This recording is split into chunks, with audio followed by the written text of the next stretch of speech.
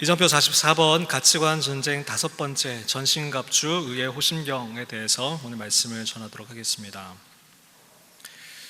우리는 이 땅에서 구원을 받고 끝나는 것이 아니라 하나님 나라를 빼앗기지 않기 위해서 하나님 나라를 확장해 나가고 이미 이긴 싸움이지만 단 한 명이라도 덜 빼앗기고 더 얻기 위해서 그 싸움을 해 나가고 있습니다. 우리가 하나님이 우리를 부르셨을 때에 그냥 내 하나의 몸만 건사하는 신앙이 아니라 주님께서는 우리가 제자로서 그리고 군사로서 자라나기를 원하고 계시다라는 사실입니다. 교회가 물론 병원의 역할은 해야 합니다. 군대에도 의무실이 있어요. 근데 병원만 되어서는 안 된다라는 거죠. 예수님도 물론 병자를 고쳐주셨고 또 마음이 아픈 자들을 위로하셨습니다. 그럼에도 불구하고 예수님은 결국 그의 목적은 그들과 함께 하시면서 제자로 키워나가셨다라는 거예요. 그리고 그 제자들이 열방으로 가서 복음을 전하면서 하나님 나라를 확장해 나갔습니다. 단 한 사람도 예외 없이 우리가 예수 그리스도를 믿는다라는 건 그분의 제자로 성장해 간다라는 것입니다. 동의하십니까?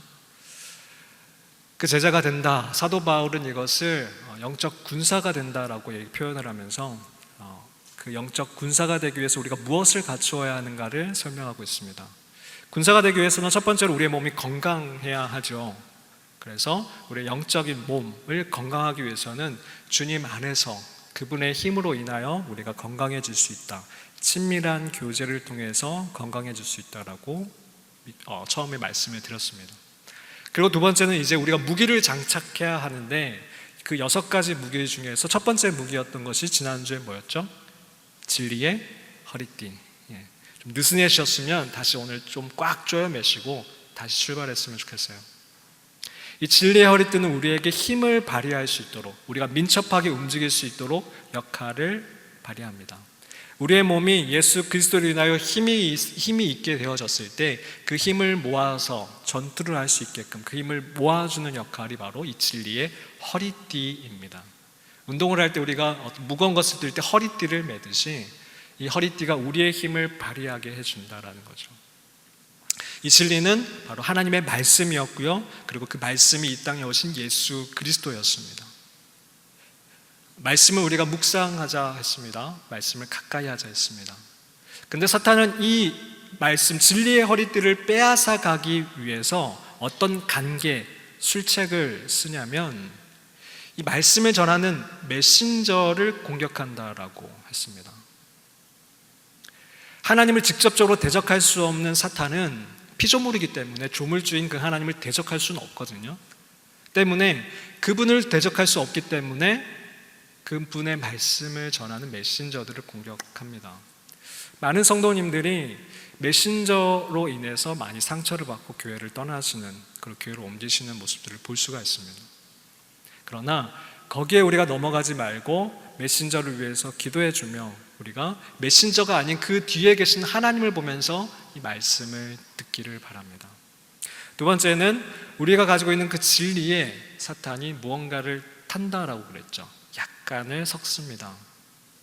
비슷한데 진짜인 것 같은, 일리 있는데 진짜는 아닌 그 말씀으로 우리를 속인다라고 했습니다. 가령 하나님을 섬기지만 그 하나님이 우리의 목적이 되셔야 되는데 하나님이 수단으로 내려와 버리게끔, 근데 하나님은 계셔요. 그러니까 이게 헷갈리는 거예요. 나의 목적을 두고 이 목적을 이루는 분이 하나님으로 수단 삼는 그 어떤 기복신앙을 아니면 어떤 인본주의를 아니면 어떤 율법주의를 갖다 섞어내면서 그것이 복음이다라고 우리를 속이게 합니다. 근데 그것에는 힘이 없다라는 거죠. 진리의 허리띠가 아니다라는 겁니다. 세 번째는 뭐였냐면 우리가 진리 되시는 그 말씀 그리고 진리 되시는 그 예수 그리스도를 통하여서 이 환경을 바라보아야 하는데 이 어려운 환경을 통해서 그 예수님의 사랑을 하나님의 사랑을 측량하게끔 속여버린다라는 겁니다. 환경이 어려워지게 해서 그 환경을 통해서 정말 하나님은 나를 사랑하시나? 정말 나를 알고 계시다는 것이 진리인가? 진짜인가? 를 의심케 한다라는 거죠. 지난주에 베드로전서 5장 8절 말씀에 사탄이 단 한 사람도 예외 없이, 우리를 단 한 사람도 예외 없이 우리를 우는 사자와 같이 두루 삼키려고 돌아다닌다라고 했습니다. 같이 그 말씀을 한번 읽어볼까요? 베드로전서 5장 8절 말씀입니다. 시작. 근신하라, 깨어라, 너희 대적마귀가 우는 사자같이 두루 다니며 삼킬 자를 찾나니. 단 한 사람도 예외 없이 그리스도인들, 그의 나라를 확장해 갈 만한 자들을 삼켜버리려고, 넘어뜨리려고 우는 사자와 같이 돌아다닌다라고 했습니다. 지난주에 이제 이 설교를 하고 이제 나눔을 하는데, 우는 사자가 우리를 삼키려고 돌아다니는 건 알겠는데 왜 이 진리의 허리띠를, 전신갑주를 입을 생각이 들지 않는지 어떤 지체가 얘기를 했어요. 알겠는데 왜 저는 이게 안 맺이는지, 경각심이 안 드는지, 그 으르렁대는 소리가 들리지 않고 이 세상이, 지금 내 상황이 너무 평안하다라는 거예요. 잘 되어가고 있는 것 같다라는 거예요. 별 문제가 없다라는 거예요. 그래서 제가 사랑하는 마음으로 따끔하게 뼈를 때렸습니다. 정말 사랑하는 마음으로. 그 우는 사자의 소리가 어디에서 들리지 않는 줄 아니? 그 사자의 뱃속이야. 그 사자의 뱃속에서는 평안합니다. 이미 삼키움을 당한 자는 조용해요. 그 평안함이 여러분에게 복이 되지 않을 수도 있습니다. 그 평안함 때문에 하나님과의 그 관계를 잃어버린다라면 그 평안함이 복이 되지 않을 수도 있다고요. 여러분, 그 평안함을 넘어서 우리의 최고의 가치인 그 하나님과 동행함을 선택하십시오. 사도 바울은, 사도행전을 여러분 지금 요즘에 큐티지를 통해서 묵상하시면 알겠지만 정말 시끄러운 그 전도 여행을 돌아다니고 있어요. 자신을 방해하고 자신을 집어삼키려고 하는 수많은 사람들 속에서 전도 여행을 다니고 있습니다. 근데 그것이 그에게는 즐거움이었어요. 최고의 가치였어요. 하나님과 함께하고 있기 때문에 그 시끄러운, 그 우는 사자들이 자기를 삼킬 것 같은 그 상황 속에서도 그는 담대할 수 있었던 거예요. 하나님이 함께 하시기 때문에.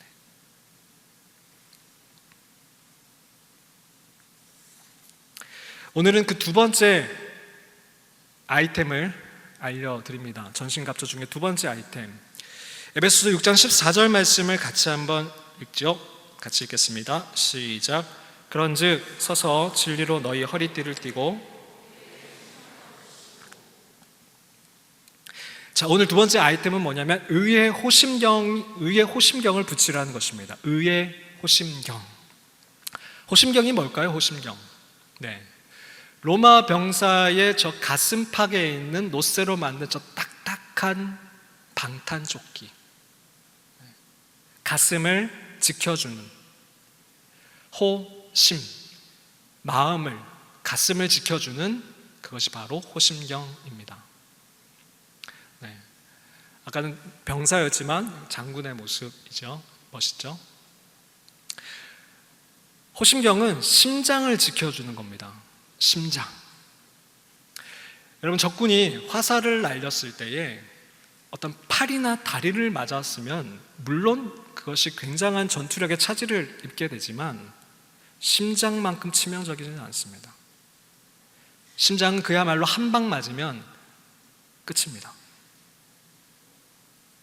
그래서 호심경이 중요한 거예요. 그 호심경을 붙이라는 겁니다.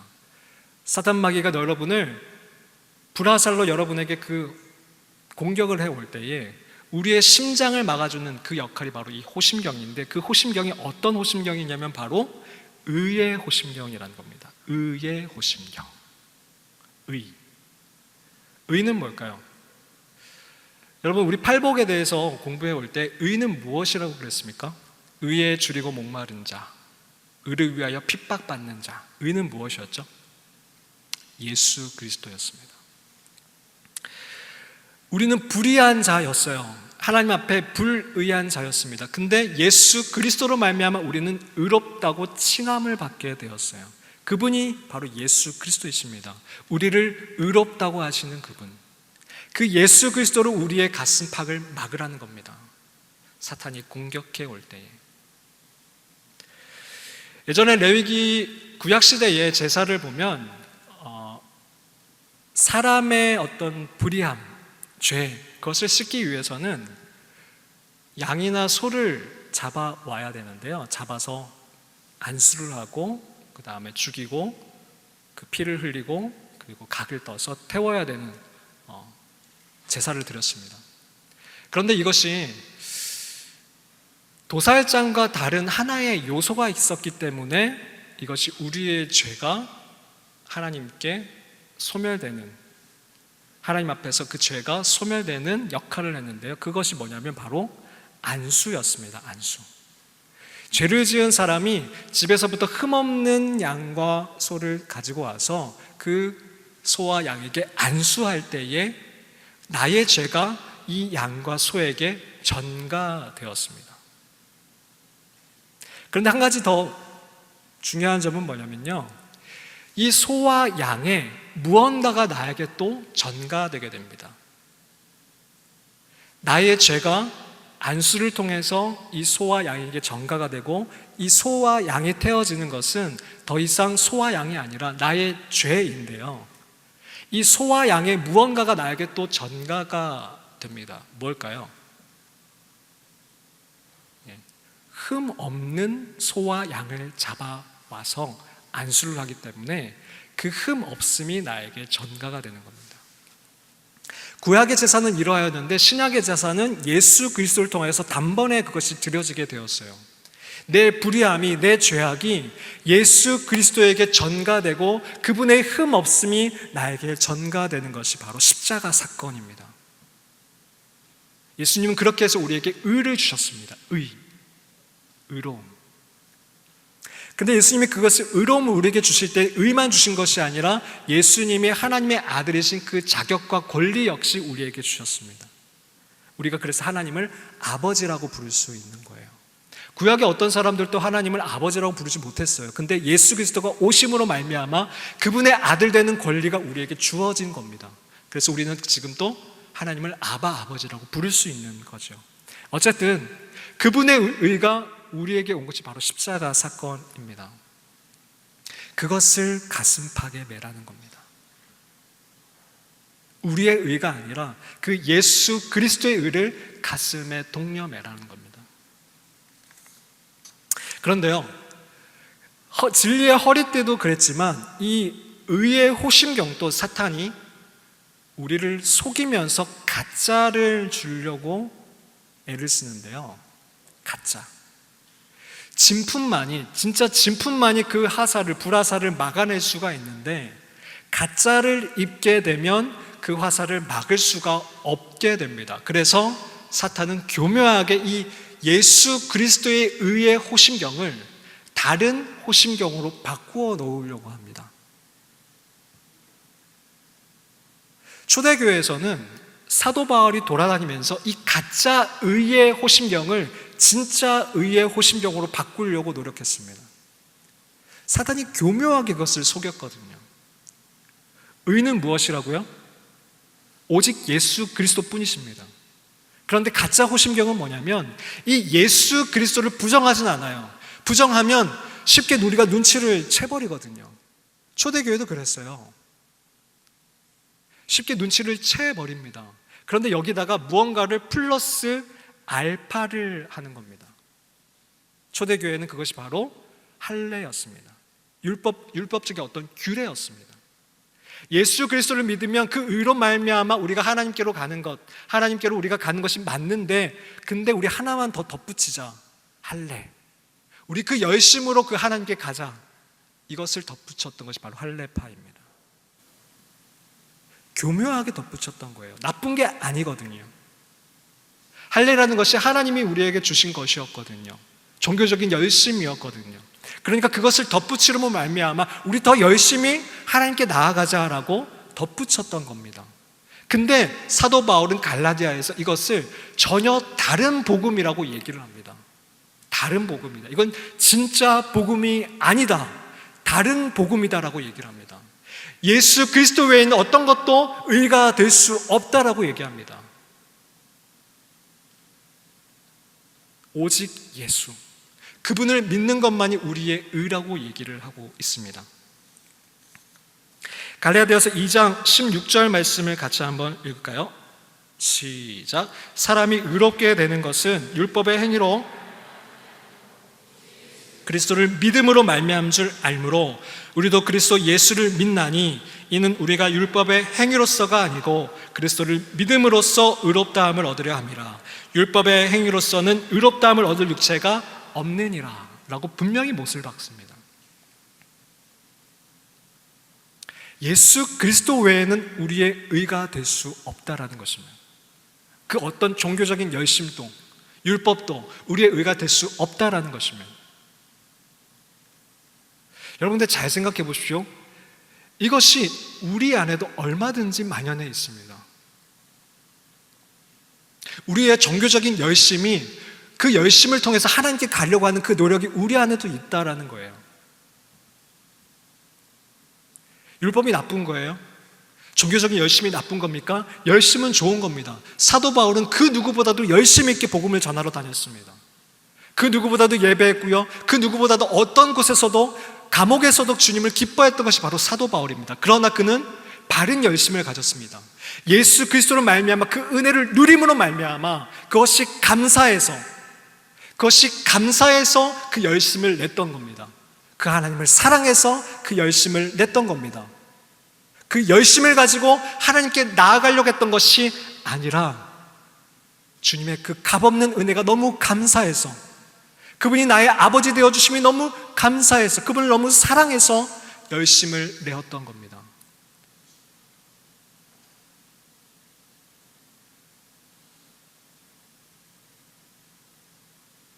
우리가 성경 일독을 하는 것이 굉장히 중요합니다. 진리의 허리띠를 매야 합니다. 분명히 제가 진리의 허리띠를 매자고 했습니다. 그건 말씀을 읽고 듣고 우리가 외우고 그 말씀을 묵상하면서 진리의 허리띠를 매자고 했습니다. 그런데 그것을 가지고 우리가 그것이 우리의 의가 되어서 하나님께 갈 수 있는 것은 아니라는 것입니다. 새벽 기도를 나오자고 했습니다. 근데 그 새벽 기도를 통하여서 우리가 하나님께 그것을 말미암아 갈 수 있는 것은 아닙니다. 우리가 그것을 통하여서 이미 우리를 의롭다고 하신 그 하나님을 사랑하고 더 친밀하게 알고 그분과 교제하는 것이 바로 새벽 기도입니다. 오부 예배입니다. 나 오부 예배 드렸으니까, 나 이번 주에 성경을 읽었으니까, 묵상을 했으니까 되었어. 이것이 바로 자기의에 빠지는 것입니다. 사단이 교묘하게 예수 그리스도 플러스 알파를 붙이는 것입니다. 그런데 그 의의 호심경은, 자기 의의 호심경은 사탄의 공격을 전혀 막아줄 수가 없다라는 것입니다. 여러분, 지금 제가 쉽지만 되게 어렵죠. 어려운 말을 하죠. 이해가 되세요? 그만큼 사탄은 교묘하게 이것을 우리를 속여버린다라는 거예요. 다시 한번 정리를 하자면 순서가 중요해요. 순서가 중요해요. 하나님이 우리를 사랑하심으로 말미암아 이미 우리를 의롭다 하셨다는 것이 첫 번째입니다. 그리고 두 번째는 그 다음 순서가 바로 그 하나님을 사랑해서, 그 하나님께 감사해서 우리의 어떤 열심을 다해 주님을 찾고 그분을 알고자 하고 그분께 나의 모든 것을 드리고자 하는 것이 그 다음 순서라는 것입니다. 근데 율법주의는, 자기 의는 뭐냐면 1번이 바로 나의 의로 말미암아, 나의 종교적인 열심으로 말미암아 하나님을 사랑하려고 하고 하나님께 구원을 받고자 하는 것이 바로 이 율법주의요 자기 의라는 것이에요.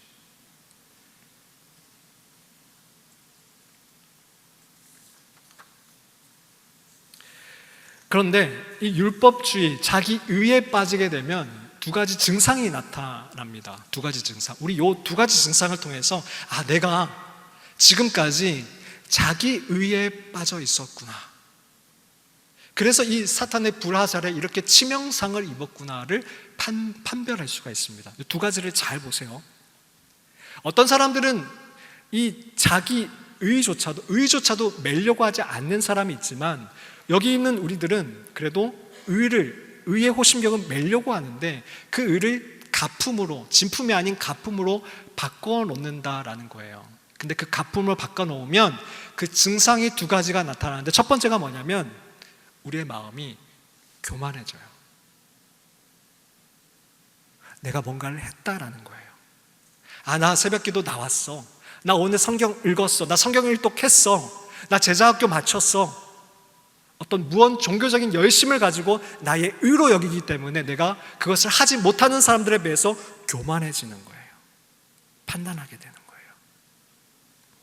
이것이 잘 나타나는 것이 바리새인과 세리의 기도인데요, 누가복음 18장 11절 12절 말씀에 보면 바리새인과 세리가 나와요. 이 바리새인은 그 누구보다도 열심히 하나님께 종교적인 열심을 다했던 사람입니다. 그리고 이 세리는 그 누구보다도 죄인으로 여겼던 사람이에요. 이 두 사람을 예수님이 정확하게 의도적으로 비교해 놓으십니다. 심지어는 이 바리새인이 자기가 일주일에 2번을 금식했다라고 하는데, 이거는 보통 바리새인들은 일주일에 1번밖에 금식을 하지 않는데 2번이나 금식했다라고 얘기를 하면서 어떤 바리새인보다 열심히 있는 자라는 것을 강조하고 있습니다. 근데 이 바리새인이 어떻게 행동을 하는지 보십시오. 11절 말씀을 같이 한번 읽겠습니다. 시작. 바리새인은 서서 따로 기도하여 이르되, 하나님이여, 나는 다른 사람들 곧 토색, 불의, 간음을 하는 자들과 같이 아니하고 이 세리와도 같이 아니함을 감사하나이다. 12절. 나는 일해에 2번씩 금식하고 또 소득의 11조를 드리나이다. 자신의 열심을 강조하고 있어요. 토색, 누군 것을 강제로 뺏지 않는다라는 거예요. 간음하지 않는다라는 거예요. 불의하지 않는다라는 거예요. 그러면서 뭘 강조하고, 이 사람은 뭘 보고 있냐면 나를 강조하고 있어요. 나는 이 사람들과 같지 않아요. 나는 저 세리들과 같지 않아요 라고 하면서 하나님을 보지 않냐고, 예수 그리스도를 보지 않냐고 자기를 보고 있다라는 겁니다. 예수님은 이 바리새인이 의로움을 얻지 못했다라고 분명히 못을 박습니다. 아무리 종교적인 열심을 가지고 하나님께 나아가려고 한들 그것이 그에게 의가 될 수 없다라고 분명히 예수님이 말씀하셨다라는 겁니다. 여러분, 제가 여러분을 종교적인 열심을 가지지 말라고 얘기하는 것이 아닙니다. 여러분, 우리는 종교적인 열심을 내야 합니다. 좀 내셔야 돼요. 지난주에 새벽기도 못 나오신 분들은 이번 주에 한 번만이라도 좀 나오십시오. 여러분을 위해서 권면하는 겁니다. 우리의 육체, 영적인 몸을 건강하게 만들기 위해서 여러분에게 권면하는 겁니다. 그러나 하나님이 우리를 사랑하신다는 그 사실 위에서 우리가 종교적인 열심을 내어야 합니다. 그분이 이미 우리를 예수 그리스도로 말미암아 의롭다 하신 그 사실 위에 우리의 종교적인 열심을 쌓아가야 된다는 거예요. 두 번째 증거는 뭐냐면 정반대예요. 첫 번째는 교만이었어요. 내가 이걸 했기 때문에 누군가를 위해서, 누군가보다 위에 있다라고 생각하는 이 교만이었다라면, 두 번째는 정반대예요. 정죄받는 거예요. 나 왜 이러지? 나 기독교인인데 왜 이러지? 나 목사인데 왜 이러지? 나 리더인데 나 왜 이러지? 그 정죄함을 받는 거예요. 자기 의로 그 호심경을 가지고 있는 자들은 이 사단의 불화살과 같은 이 공격을 정확하게 그것을 막고 벗어나기가 힘이 들어요. 야, 나는 네가 지난 여름에 한 일을 알고 있어. 나는 네가 청소년 때 어떻게 살았는지 내가 알고 있어. 근데 뭐? 하나님을 사랑한다고? 교사를 한다고?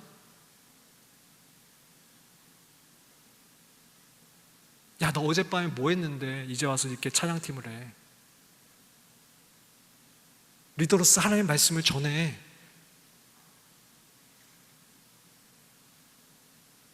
사단은 성경에 보면 이 속성이 바로 참소하는 자입니다. 요한계시록 보면 요한계시록 12장 10절에 보면 이 사단에 대해서 참소하는 자라고 나와 있습니다.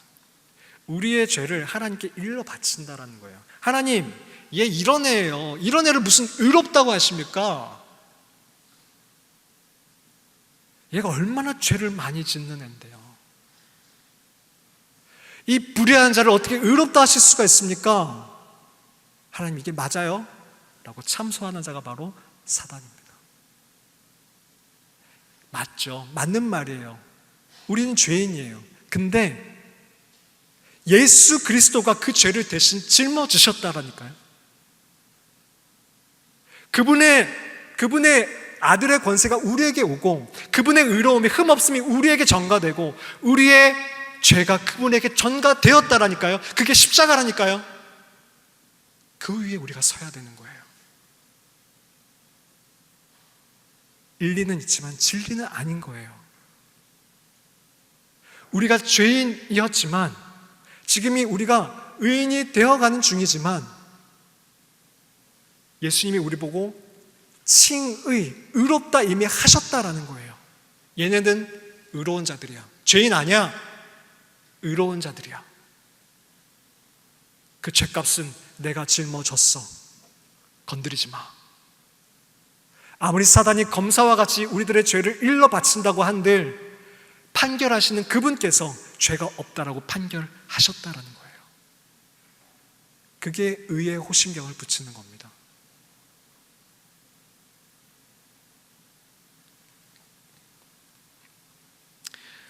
요한복음 8장에 보면 가늠하다가 잡혀온 여인이 있었어요. 근데 많은 사람들이 그 가늠한 여인에게 돌을 던지고 싶어 했어요. 근데 예수님이 뭐라고 하셨죠? 죄 없는 자가 돌로 쳐라. 그러자 한 명, 두 명 그 돌을 내려놓고 떠나갔어요. 유일하게 돌을 던질 수 있는 분은 누구였어요? 예수님이었어요. 근데 그 예수님이 돌을 던지지 않으세요. 그리고 그 여인에게 이렇게 말씀하세요. 예수께서 이르시되 나도 너를 정죄하지 아니하노니 가서 다시는 죄를 범하지 말라. 예수님이 죄를 그냥 덮어주시는 게 아니라 죄를 짓지 말라라고 분명히 말씀하세요. 하나님께서는 죄를 들춰내세요. 근데 그 죄를 들춰내시는 건 우리를 끊어지게 만들게끔, 우리를 낙심하게 만들게끔 들춰내시는 것이 아니라 그 죄를 버리기 위해서 그 죄를 들춰내세요. 다윗에게 그랬던 것처럼 회개하고 돌아오기를 원하시는 거예요. 근데 사탄은 이 죄를 들춰냄으로 말미암아 어떻게 하냐면 우리를 끊어지게 만들어요. 우리에게 치명상을 입히고 하나님께로부터 끊어지게 만들어요. 나 하나님 믿을 자격이 없어. 대표적인 인물이 가룟 유다였습니다. 그는 그의 죄를 깨달았어요. 근데 그 죄를 자기 스스로 짊어지려고 해요. 그 죄를 하나님께 가지고 갔어야 되는데, 자기가 아니라 하나님을 봤어야 되는데 자기를 본 거예요. 나 같은 게 어떻게? 그리고 스스로 목을 매달고 죽어버립니다. 이게 사탄이 원하는 거예요.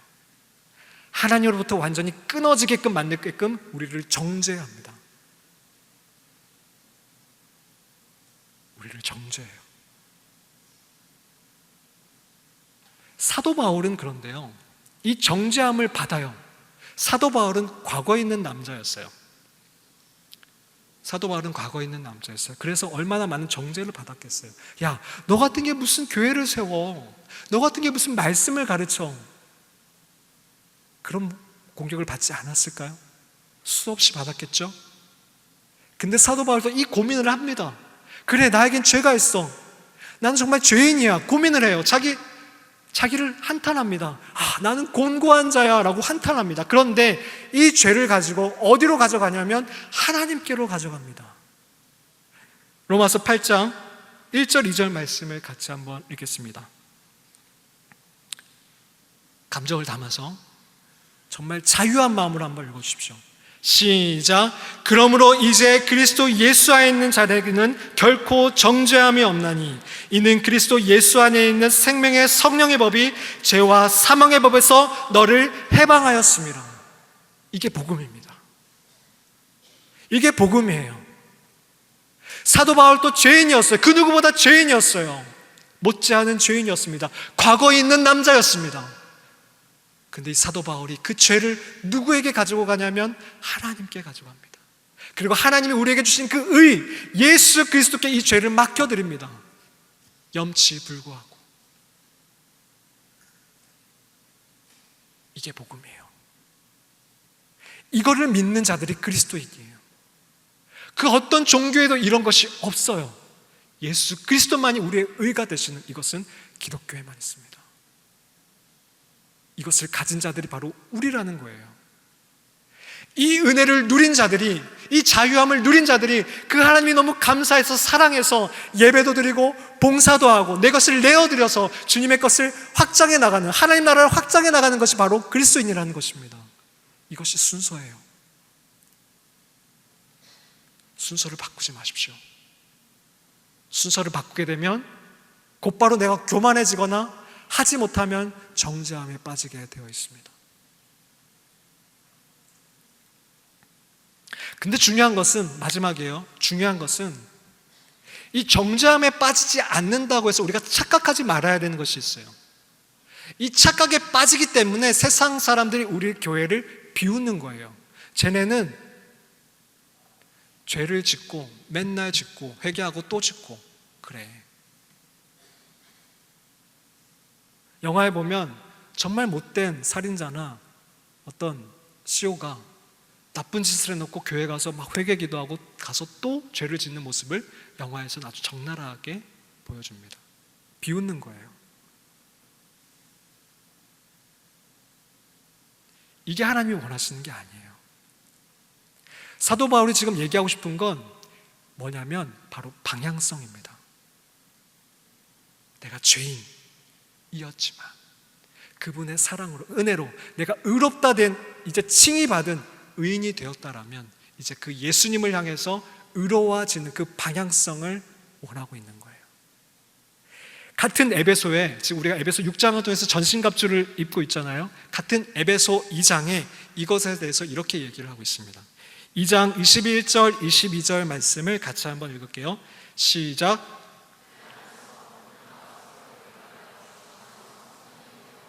너희도 성령 안에서 하나님이 거하실 처소가 되기 위하여 그리스도 예수 안에서 함께 지어져 가느니라. 자, 우리는 교회라는 거예요. 하나님과 화목했어요. 이제 그 하나님을 우리 마음에 모시는 성전이 되어져 간다라는 거예요. 여기서 주목할 것은 뭐냐면 성전이 되었다가 아니라 되어져 간다라는 거예요. 주 안에서 성전이 되어가고 22절에 그리스도 예수 안에서 함께 지어져 가느니라. 현재형이에요. 되어지고 있는 거예요. 방향성이 앞으로 지어지고 있는 거예요.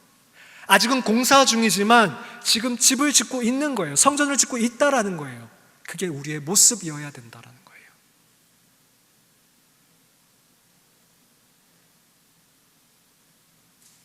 목적은 하나님이 거하실 처소, 성전이 되기 위해서 우리는 지어져 가는 존재들입니다.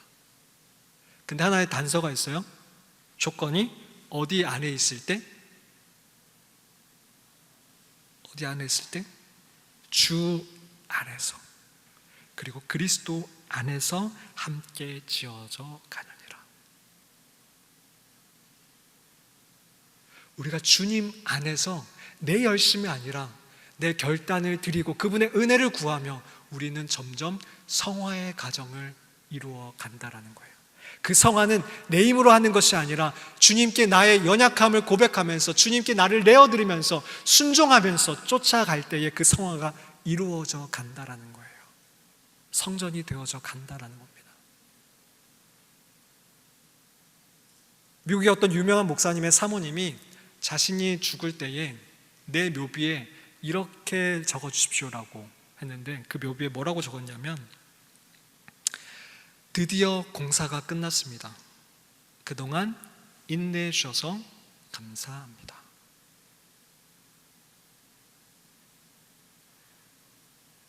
우리는 하나님이 의롭다 하신 자들이지만 저 천국에 갈 때까지 여전히 계속해서 그 의를 연습해 가고 의로워져 가는 과정 중에 있다라는 거예요.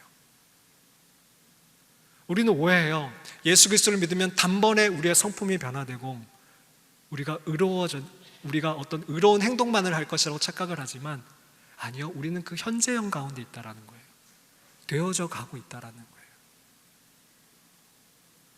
우리가 이것을 생각한다면 우리는 그 사탄의 공격에, 정죄의 공격에 벗어날 수 있어요. 그래, 나 죄인이야. 근데 하나님이 나를 의롭다 하셨어. 나 여기 머물지 않고 앞으로 나아갈 거야. 예수 그리스도의 이름으로 떠나가. 나 이제 앞으로 전진할 거야. 그게 바로 의의 호심령을 입은 자들의 모습이에요.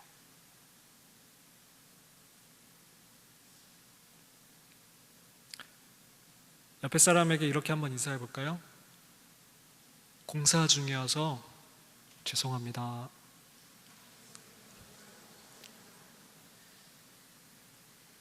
저도 공사 중이고요. 여러분도 공사 중이세요. 근데 중요한 건, 부끄러운 건 뭐냐면 공사가 멈춰져 있는 거예요. 공사를 하고 있는 게 부끄러운 게 아니에요. 우리는 공사 중인 자들이에요. 단 한 사람도 예외 없이. 말씀을 마무리하겠습니다.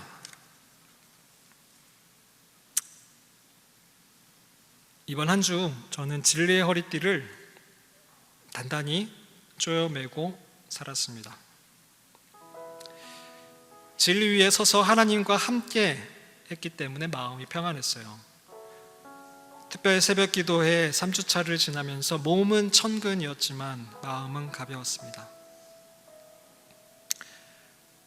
그래도 경계태세를 늦추진 않았습니다. 저는 어떤 주제로 설교를 하게 될 때면 그 부분에 대한 영적 공격이 자주 있는 것을 경험했기 때문입니다. 이번 주 주제는 의의 호심경이었습니다. 그래서 이 부분에 대해서 더욱 경계태세를 갖췄습니다. 예수님의 의를 의지하며 교만함 혹은 정죄함의 공격을 받지 않고자 했습니다. 근데 어제 밤만 해도 공격이 없네, 이상하다, 근데 감사하다 싶었어요. 근데 오늘 아침 예상치 못한 공격이 훅 들어오더라고요. 의에 대한 문제는 아니었습니다. 그 문제에 대한 나의 감정 때문이었습니다. 그 감정을 들먹이면서 나의 가슴을, 심장을 공격해 왔습니다. 한 방, 두 방. 나도 모르게 마음이 흔들렸고 넘쳐버렸습니다. 그리고 나서 오늘 일부 예배에 앉아 있는데 예배가 잘 드려지지 않았어요. 사단의 정죄함이 공격으로 들어왔습니다. 상황에 대한 화와 그것을 잘 풀어낸 것이 맞는가 하는 나에 대한 자책, 그런 마음이 엎치락뒤치락 하다 보니까 이런 생각까지 가게 되었습니다. 이런 기분으로 오늘 설교 못하겠다. 조금 더 심해지자 나는 이 자리에 있을 자격이 없는 것 같다. 나 할 만큼 한 거 아닌가? 로까지 흘러가고 있었습니다. 섬찟했습니다. 그 정도의 일은 아닌데 그 문제를 의와 연결시키며 정죄로 들어오니까, 참소해 오니까 무서워졌습니다. 사탄이 참 섬찟했고요, 알면서도 당하고 있는 나에게도 섬찟했습니다. 안 되겠다 싶어서 오늘 결단 찬양으로 부를 예수 피를 힘입어를 들으며 주님 앞에 엎드려야 했습니다. 최근 한국 교회에 큰 이슈가 하나 있습니다.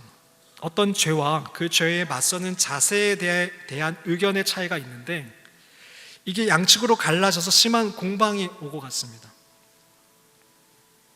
발단은 한 대형교회의 부목사님의 설교에서 비롯된 것인데, 그 부목사님을 막아주던, 옹호해주던 담임 목사님에게 모든 화살이 향해서 쏟아지기 시작했습니다.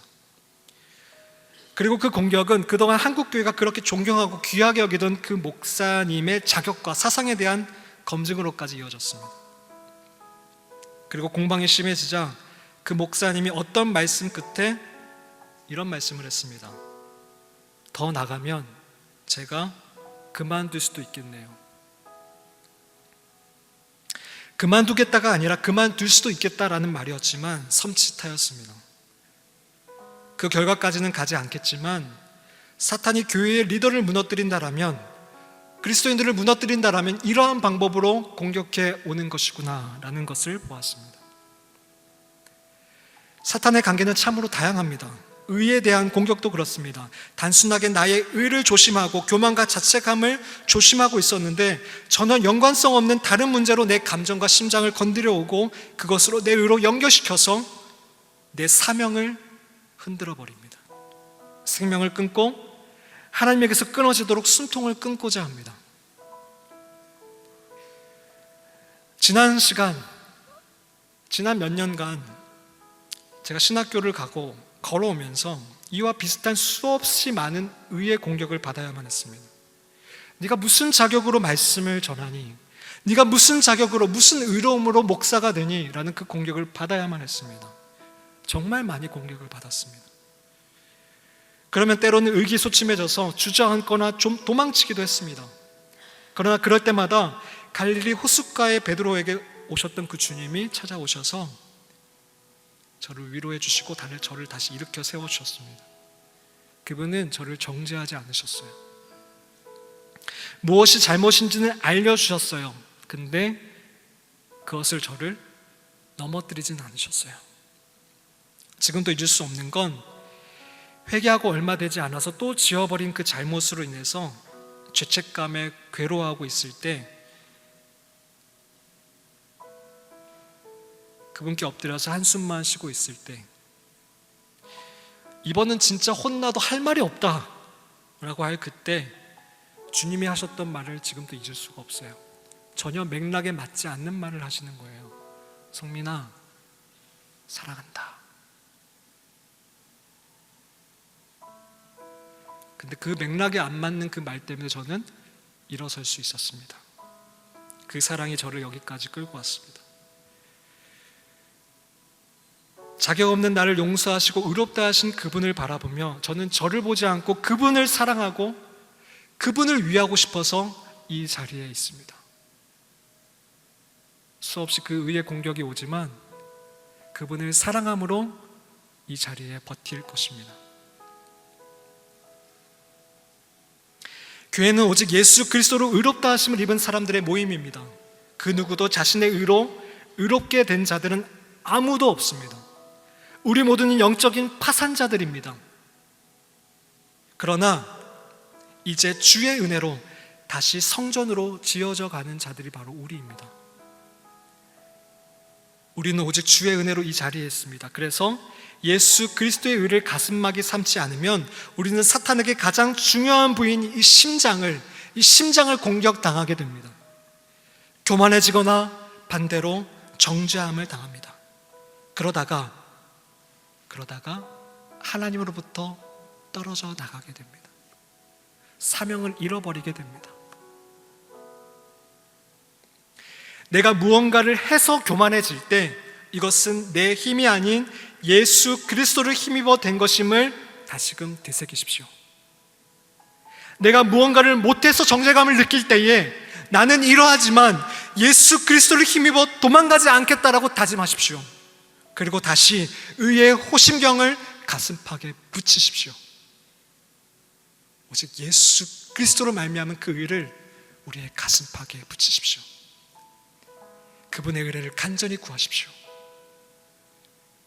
의의 호심경만이, 예수 그리스도로 말미암은 그 의의 호심경만이 사탄의 공격을 막아줄 수가 있습니다. 오늘의 이정표였습니다. 기도하겠습니다.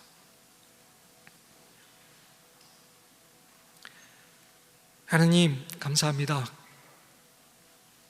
모두 자격 없는 저희들이지만 예수 그리스도로 말미암으로 예수 그리스도의 보혈을 피를 힘입음으로 주님 앞에 나아온 주의 백성들을 맞아 주시옵소서. 우리에게 주님의 그 사랑으로 다시금 기회를 주시고 일으켜 주셔서 다시금 일어서서 세상으로 그 전투장으로 나가는 저희들 될 수 있도록 도와주시옵소서. 예수님의 이름으로 기도드립니다. 아멘.